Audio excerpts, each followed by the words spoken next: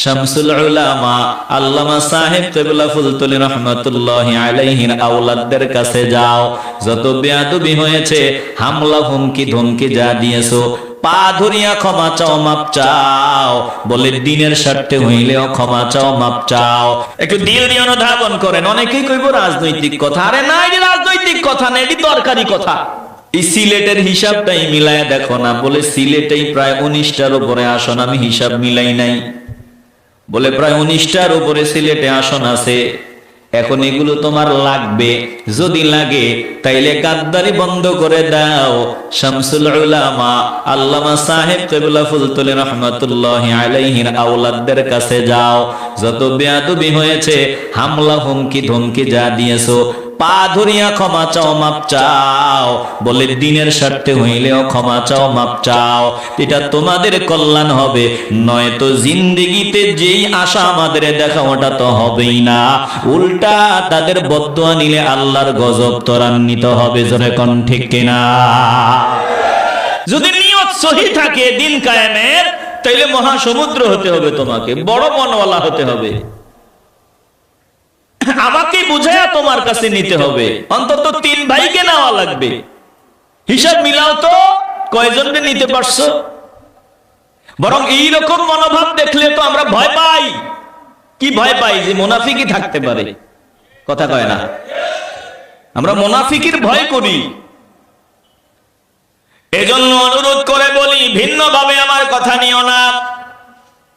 কল্যাণের জন্য, মঙ্গলের জন্য কথাগুলো বলে যাই। যেহেতু গণতান্ত্রিক প্রক্রিয়ায় তোমরা ক্ষমতায় যাওয়ার ইচ্ছা, সেহেতু আমার কথাগুলো মানতেই হবে। মানবা না বলে 30 না 300 বছরেও পার্লামেন্টে যাওয়া সম্ভব হবে না। জোরে কোন ঠিক কিনা?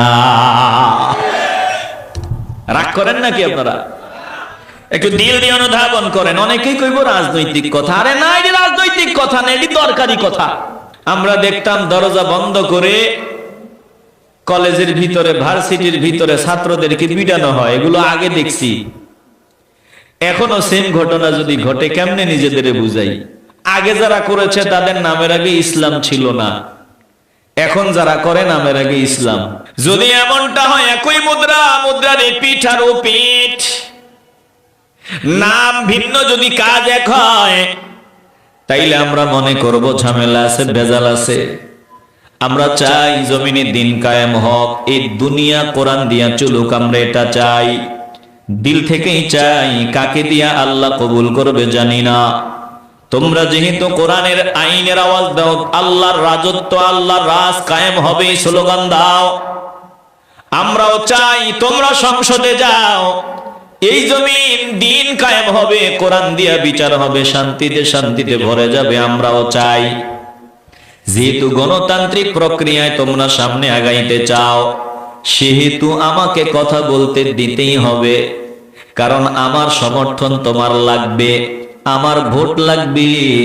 বলে ওই অমুক দলের ভোট লাগবে, ওই দলের ভোট লাগবে, বলে বিভিন্ন মানুষের ভোট লাগবে, সমর্থন লাগবে। সমর্থন ছাড়া জিন্দেগিতে পার্লামেন্টে যাওয়া যাবে না।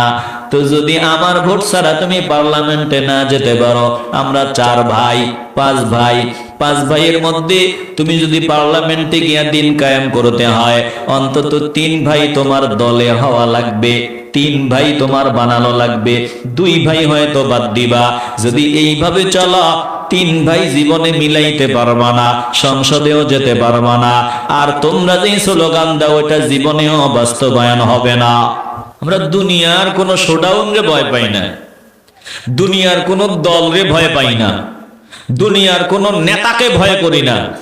আমরা ভারতকে ভয় পাই না, আমেরিকাকে ভয় করি না, পুলিশ বাহিনীরে ভয় পাই না, আর্মিরে ভয় করি না, দুনিয়ার কাউকে ভয় করি না। ভয় করি একজনকে। বলেন তিনি কে? আসতে বলবেন না, ঈমানের আওয়াজ দিয়া বলবেন তিনি কে? তাইলে আমগুলো শোডাউন দেখায়া, ভয় দেখায়া কোনো লাভ নাই। আল্লাহর প্রিয় বান্দারা কাউরে ভয় পায় না। শামসুল উলামা দুনিয়ার কাউরে ভয় পান নাই, একজনকে ভয় করে চলেছেন। আমরা তিনাদের অনুসারী। বলে আমরা বুকে হাত দিয়া বলি, শুনিয়া লাও, আমরা দুনিয়ার কাউরে ভয় পাই না, আমরাও একজনকে ভয় পাই। বলেন তিনি কে?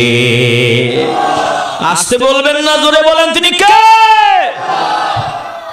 তুমি যদি আমাদের হায়াতের মালিক হইতা, মৌতের মালিক হইতা, রিজিকের মালিক হইতা, তাইলে তোমাদের ডরাইতাম। আমাদেরকে ভয় দেখায় লাভ নাই, আমরা কাউরে ভয় পাই না, ভয় করে চলিও না। আমরা সত্যের পথে ছিলাম, আছি, থাকবো। বলে সত্যের পথে চলতে গিয়ে যদি জীবন দিতে হয় জীবন দিব, তারপরে হক কথা বলা বন্ধ করা যাবে না। জোরে কোন ঠিক কিনা? আসতে বলবেন না, জবান খুলে বলেন ঠিক কিনা?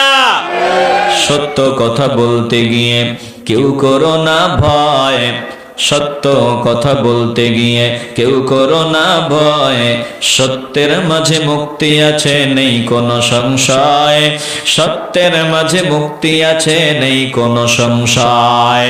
এ মুসলমান ইমানদার, সত্য কথা বললে হয়তো বা দুনিয়ার আপন মানুষগুলো দুশ্মন হয়ে যাবে, সত্য বললে হয়তো দুনিয়ার মানুষগুলো আমাদের বিরোধিতা আরম্ভ করে দিবে। বলে তামাম দুনিয়ার সবাই বিরুদ্ধে চলে যাবে, তারপরে আমরা সত্য বলা ছাড়ব না, সত্য পথে চলা বাদ দিব না। বলেন আমরা এই কথার উপরে সবাই একমত হতে চাই কি চাই না?